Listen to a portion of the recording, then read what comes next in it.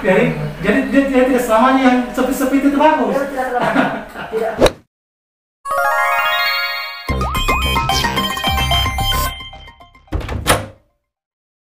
Assalamualaikum warahmatullahi wabarakatuh, sahabat sehat.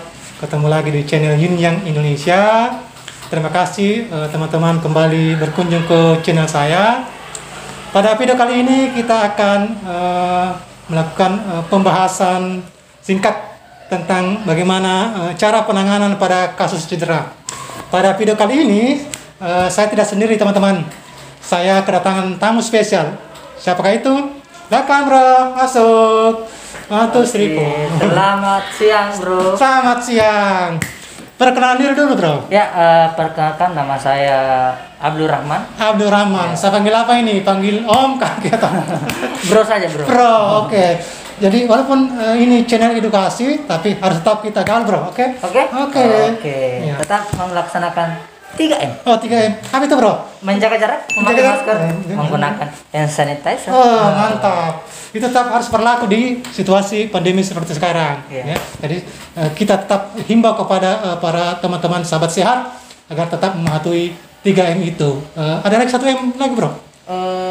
Apa itu? Tambahan apa? Ada memendam rindu. Waduh, Nggak bisa terlalu dekat dengan yang tersayang kan? Iya. Jadi kita pendam dulu. Itu yang versi saya. Iya. Oke, hari ini kita membahas apa lagi tadi bro? Cara penanganan pada kasus cedera. Cara penanganan pada kasus cedera.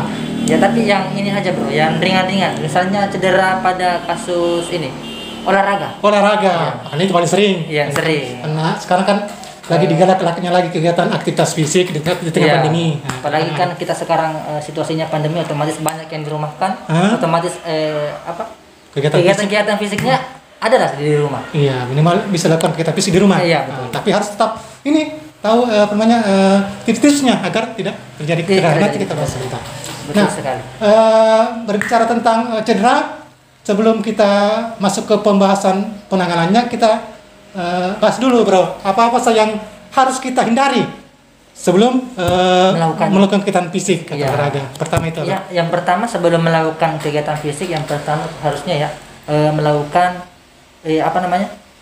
pemanasan atau peregangan. Wajib peregangan itu, atau, wajib. Ya wajib, karena biasanya tanpa peregangan langsung melakukan aktivitas olahraga, kadang-kadang kram atau keseleo dan sebagainya. Apalagi buat sahabat sehat yang baru pertama kali melakukan Iya kegiatan betul fisik. sekali. Karena Tidak pernah melakukan aktivitas fisik kemudian langsung melakukan aktivitas tanpa olahraga, tanpa pemanasan ya biasanya kram, langsung cedera. Ya. Itu yang ditakutkan. Apalagi kalau tidak ada penanganannya, itu lebih parah lagi. Parah lagi, tidak tanganin yang baik bisa lebih serius lagi. Yang kedua itu bro, apa?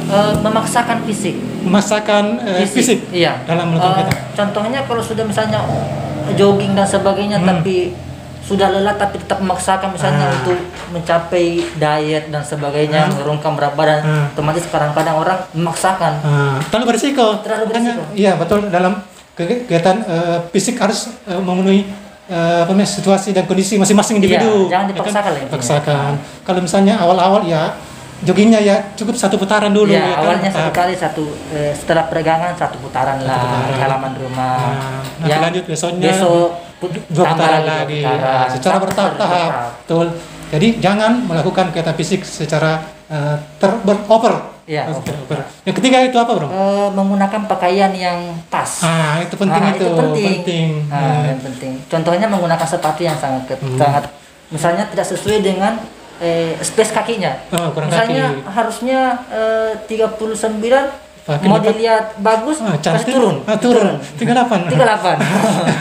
jadi dia tidak selamanya yang sepi-sepi itu bagus. Ya, tidak selamanya. Tidak misalnya contoh lagi, kalau misalnya ukuran kakinya 40, dikasih naik ke 43, lebih bagus lagi. Itu kayak Madonna, lari, sepatunya terlempar ke orang lah, salah lagi. Tidak lagi sama orang lain. Betul. Jadi betul-betul harus diperhatikan kondisi pakaian, sepatu dan kemudian jangan terlalu ketat karena takutnya over memaksakan, kemudian ketat bajunya sesak, itu akan sesak juga. Kemudian pakailah pakaian yang bisa menyerap keringat. Itu yang penting itu. Apalagi kalau olahraga atau kegiatan fisik kan keringatnya banyak. Iya betul, apalagi di tempat-tempat ramai. Kadang-kadang kalau misalnya tidak mengerti sesama orang lain menggunakan aktivitas fisik yang berlebihan, kemudian baunya yang itu cedera lagi. Cedera di penciuman lagi. Itulah yang bagusnya sekarang kan lagi pandemi, kita lagi jaga jarak, jadi untungnya itu ya, jaga jarak dan masker. Jadi hal yang tadi bisa kita kita minimalisir atau kita juga. Nah, tadi sudah kita bahas apa-apa yang harus kita hindari sebelum kena fisik. Tapi kadangkala sebagai orang yang tidak mengerti atau orang awam itu kadang-kadang tidak melewati prosedur yang benar sehingga terjadi cedera. Nah, pas saat kegiatan pas saat terjadi kasus cedera ini, apa yang harus kita lakukan? Biasanya sih pada intinya sebelum olahraga ya harus aktif peregangan dulu ya. Peregangan ya tadi wajib itu. Harus wajib. Kemudian Karena saya pernah dengar istilah apa itu yang rise ya. Itu sangat saya rasa sangat perlu untuk penanganan cedera. Apalagi kalau di rumah kemudian di tempat-tempat umum itu sebenarnya penanganan yang sangat wajib kemudian umum dilakukan. Tapi itu sangat simple dan sangat bermanfaat. Jadi itu adalah pertolongan pertama untuk cedera yang ringan. Nah, yang sebenarnya apa sih panjang atau arti dari REST itu? REST itu misalnya sudah melakukan empat kata ya tadi. Empat kata. Pertama itu adalah R-nya ya. R-nya. REST itu artinya ini setelah melakukan aktivitas fisik kemudian cedera segera lakukan istirahat.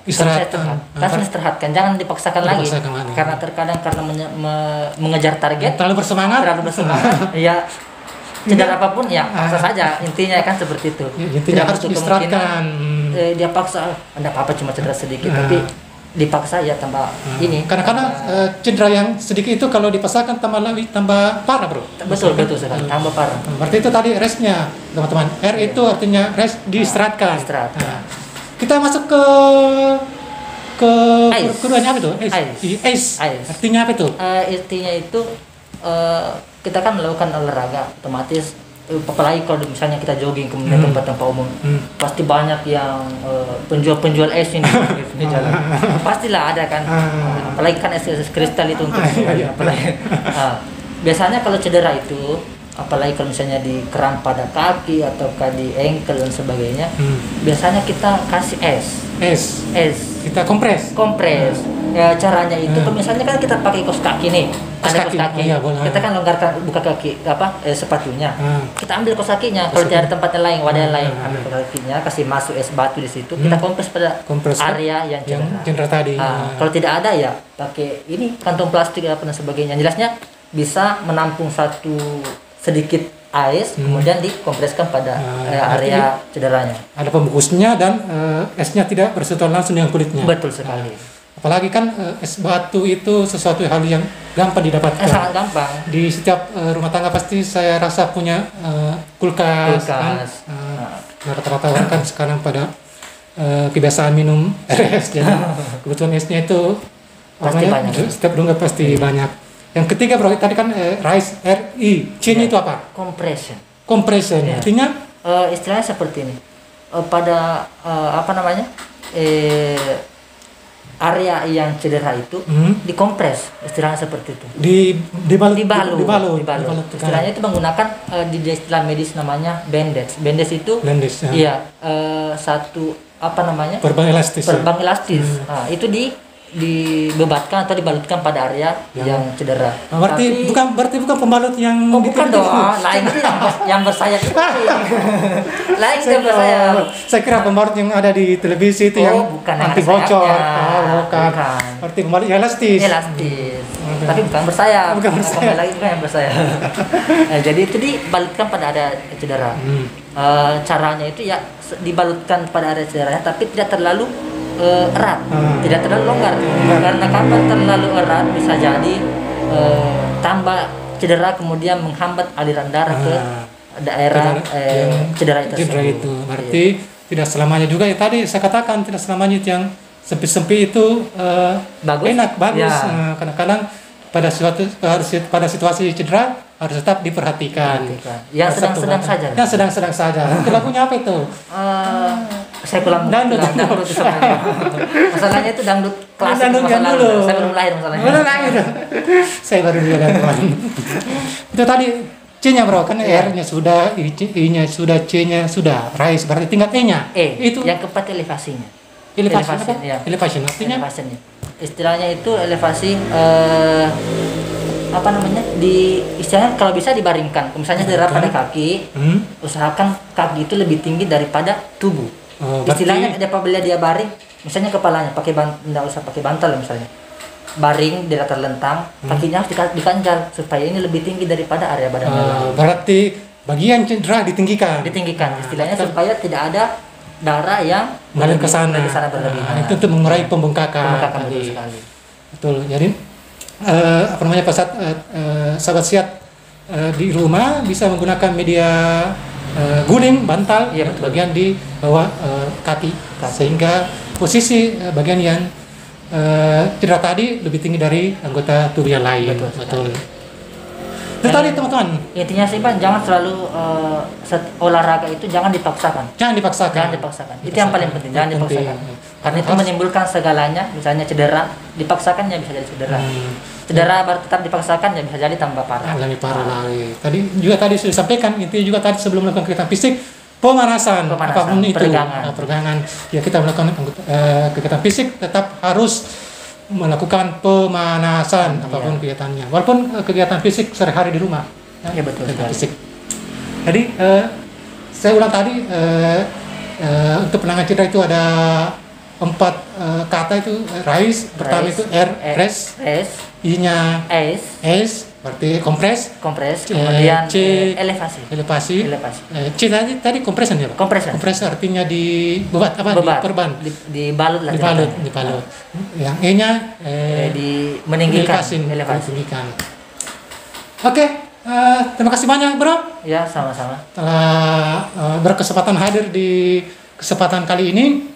Semoga saja apa yang kita perbincangkan kali ini bermanfaat bagi teman-teman penonton semua, sehingga kiranya setiap kegiatan kita dalam melakukan kegiatan fisik bisa terhindar dari risiko cedera. Betul.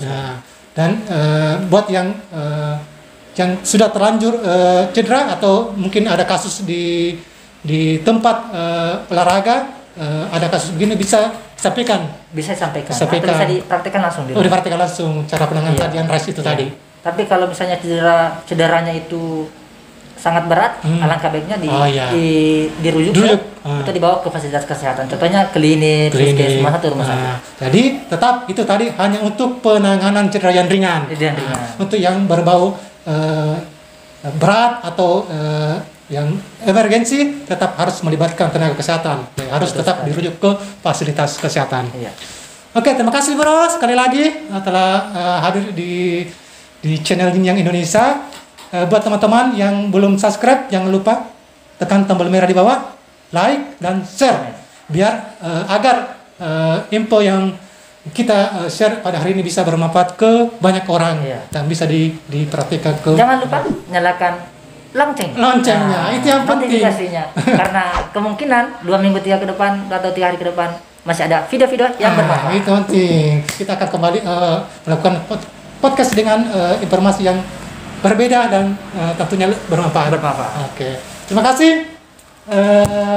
Sekian, kita ketemu di video berikutnya. Assalamualaikum warahmatullahi wabarakatuh.